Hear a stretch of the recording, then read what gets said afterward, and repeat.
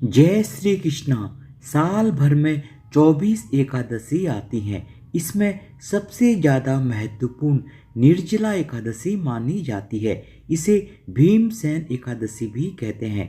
निर्जला एकादशी सबसे पवित्र एकादशी मानी जाती है।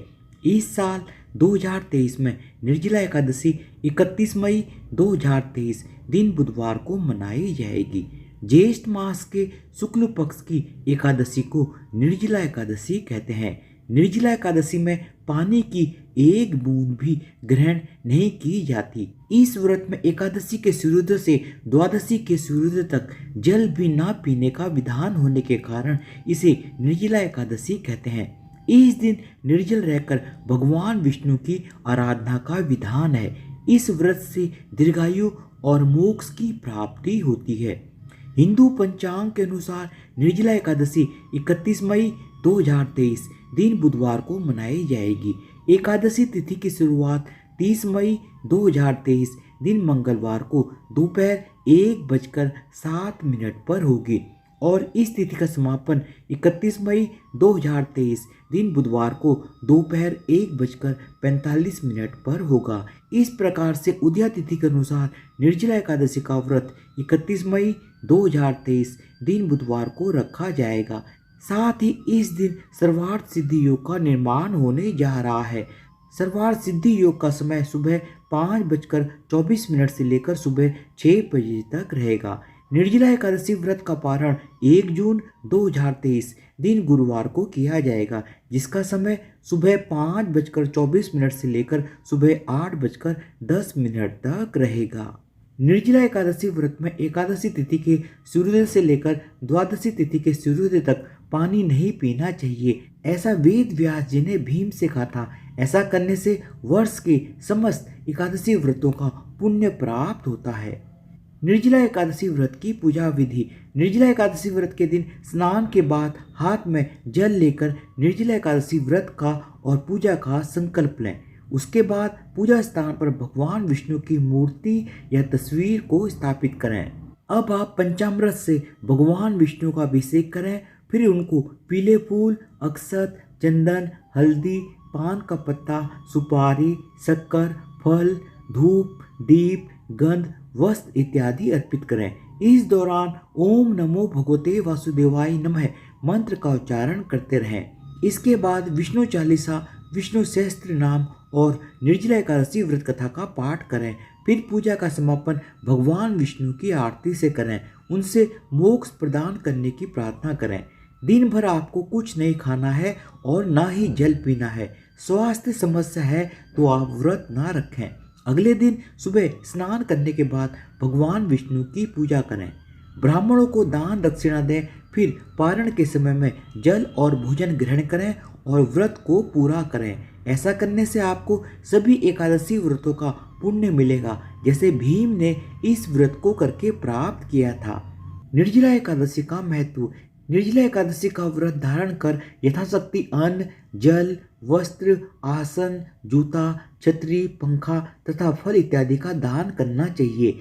इस दिन जल कलश का दान करने वाले श्रद्धालुओं को वर्ष भर की एकादशियों का फल प्राप्त होता है। इस एकादशी का व्रत करने से अन्य एकादशियों पर अन्न खाने का दोष छूट जाता है तथा संपूर्ण एकादशियों के पुण्य का लाभ भी मिलता है। श्रद्धा पूर्वक जो इस पवित्र एकादशी का व्रत करता है वह समस्त पापों से मुक्त हो जाता है और उसे मोक्ष की प्राप्ति होती है। निर्जला एकादशी पर क्या करें और क्या ना करें। निर्जला एकादशी के दिन चावल नहीं बनाने चाहिए और न ही खाना चाहिए। एकादशी तिथि के दिन तुलसी के पत्ते नहीं तोड़ें। यदि पत्ते बहुत ही ज़्यादा आवश्यक है तो आप एक दिन पहले ही पत्तों को तोड़ कर रख सकते हैं। निर्जला एकादशी व्रत के दिन ब्रह्मचर्य का पालन करना चाहिए। इस दिन घर में प्याज, लहसुन, मांस, मदिरा का सेवन नहीं करना चाहिए। साथ ही किसी से लड़ाई झगड़ा ना करें, किसी का बुरा ना सोचें, किसी का अहित ना करें और ना ही क्रोध करें। निर्जला एकादशी की कथा। महाभारत काल के समय एक बार पांडु पुत्र भीम ने महर्षि वेद व्यास जी से पूछा, हे परम आदरणीय मुनिवर, मेरे परिवार के सभी लोग एकादशी का व्रत करते हैं। वह मुझे भी व्रत करने के लिए कहते हैं, लेकिन मैं भूखा नहीं रह सकता हूँ। अतः आप मुझे कृपा करके बताइए कि बिना उपवास किए एकादशी का फल कैसे प्राप्त किया जा सकता है। भीम के अनुरोध पर वेद व्यास जी ने कहा, पुत्र तुम जेठ शुक्ल पक्ष की एकादशी यानी निर्जला एकादशी का व्रत करो। इस दिन अन्न और जल दोनों का त्याग करना पड़ता है। जो भी मनुष्य एकादशी तिथि के सूर्योदय से द्वादशी तिथि के सूर्योदय तक बिना पिए रहता है और सच्ची श्रद्धा से निर्जला व्रत का पालन करता है, उसे साल में जितनी एकादशी आती हैं उन सब एकादशी का फल इस एक एकादशी का व्रत करने से मिल जाता है। महर्षि वेद व्यास जी के वचन सुनकर भीम ने निर्जला एकादशी व्रत का पालन किया और पाप मुक्त हो गए और उन्हें मोक्ष की प्राप्ति हुई। निर्जला एकादशी व्रत में आपको इन चीजों का दान करना चाहिए।